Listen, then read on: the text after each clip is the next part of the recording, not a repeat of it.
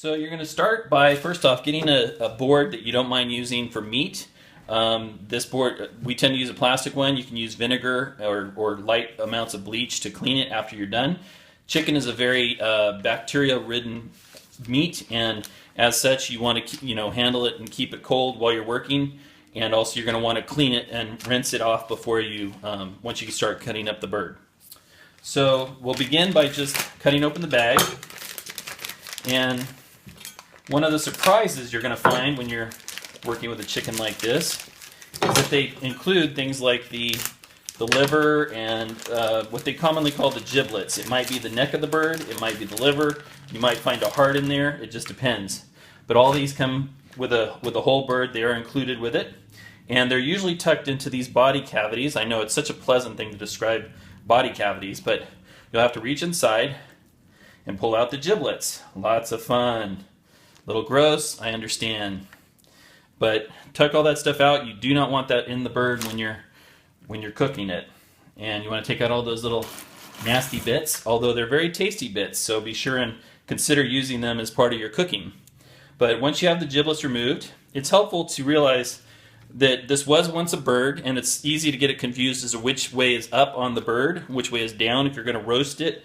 The correct way to roast it, this is down, and the way you can tell, that's how the bird walked when it was a bird. The feet are down here, the wings are up here, and the breasts are here. That's the breast, and when you roast it, you want to have it breast up like so. We rinsed this lovely bird and gave it a nice lovely bath, and she's feeling much more comfortable and rested now. So we're going to start by taking it apart. If you're not going to roast the chicken whole, which is a good way to cook it if you're going to do it, but if you want to cut it into its component pieces that everybody knows, you have the wings, you have the drumsticks, the thighs are attached here to the drumsticks, and of course the all-important breast meat here. There are also lots of other little pieces on the bird that are less commonly known, like the tenders and various other things. They also have what's called the pearl, which is down here by the thigh. Those little pieces of meat you'll want to carve off at the end, and I'll show you how to do that. The next thing you're going to want to do is you're going to want to start removing the parts, and you start by the drumsticks. And just to give you an idea, if you notice there's a fat line that crosses right here, you can think of these fat lines as kind of guides for where you want to go next, as it were, on the bird. So you're going to want to trim, just cut that open a little bit, and this will allow you to see the meat underneath the bird. And more importantly, you'll get to see where there's connections. You cut open this fat line, you'll want to do the same on the other side. And what that'll do is you notice that the bird is starting to already flatten out, and you're going to do something that's a little gross, but you're going to pop those joints on each side of the bird. And what that does is it allows you to flatten the bird out and make it more stable for what you're about to do next. And that is to cut the breasts out of the bird. And the first thing you're going to look for, again, there's a fat line here, and you can also feel the vertebra, the backbone of the bird right here. And you're going to basically take and you're going to cut through right there at the line, and you're going to cut along the edge of the bone. You want to just cut the skin like that so you can see the meat underneath. And then you're just gradually going to fillet this breastbone, pulling back the meat with your fingers as you go, using this sharp knife. And you do want your knife to be incredibly sharp. If you run into bone, just turn the blade a little bit so you can keep going with it. And you're going to keep freeing this breast up like so. And the more you go, you'll have to cut through the skin as well. Be careful not to cut yourself while you're doing this. And eventually, you're going to come through the other side and cut through the skin again the other way. And you will have a very nice chicken breast. Now, you can take this skin off. It is the tastier part of the chicken. It does add flavor, but if you're doing the nice healthy thing, you just peel the skin off and pull it apart, and you'll have a nice clean breast to eat for your next meal. So you're going to want to cut the next breast off, and again, you're just following along the bone right here, and as you go, you're going to trim down like so, and peel back the meat, and you're feeling for those bones. And be sure not to cut yourself. Really don't want to have chicken bacteria in a cut, so you got to be kind of careful while you're working. But again, you don't have to be too too careful about the meat.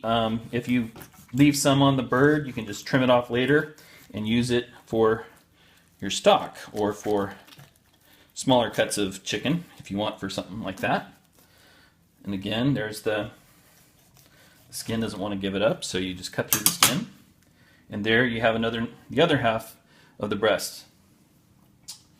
And so now you have a nice carcass forming here. And what you're going to want to do is, in this wing area, you're going to want to feel down here. And there's a set of joints that you can feel.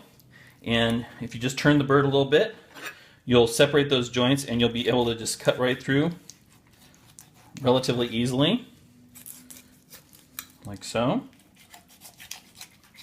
until you have the wing. And the wing is composed of two parts. You guys are pretty commonly, I'm sure you're very familiar with the two parts of the buffalo wing.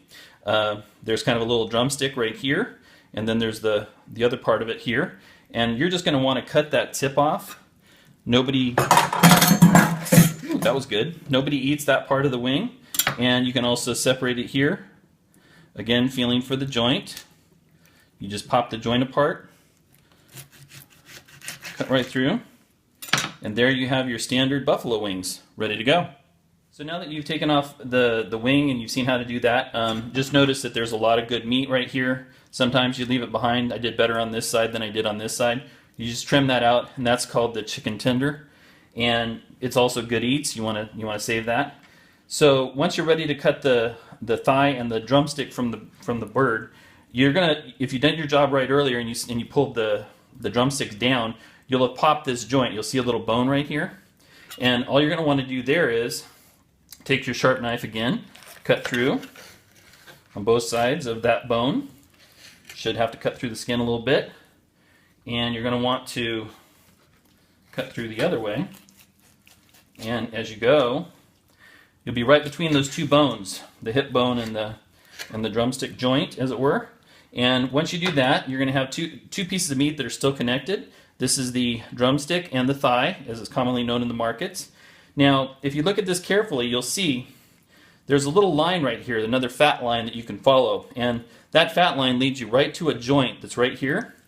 And again, you're just going to follow the fat line, and you should be able to cut right through that joint, no problem at all. And when you're done, you'll have a nice drumstick. Again, you can take the skin off and cook it like that, or you can leave it. And a nice thigh, same thing. You can trim off the skin a little bit, the extra, and that's just the standard thigh that you're going to see in the grocery market, just like that. So when you get done with your bird surgery, this is what your plate should look like. You have your standard drumsticks, your thighs, your all-important breast meat, because, you know, we're breast men, and chicken tenders, as well as your Monday Night Football buffalo wings. And the beauty of doing it this way is you get to do it yourself. You end up with a much better amount of meat for the price. And all in all, it's just a big win if you buy your bird pre-assembled and disassemble it yourself.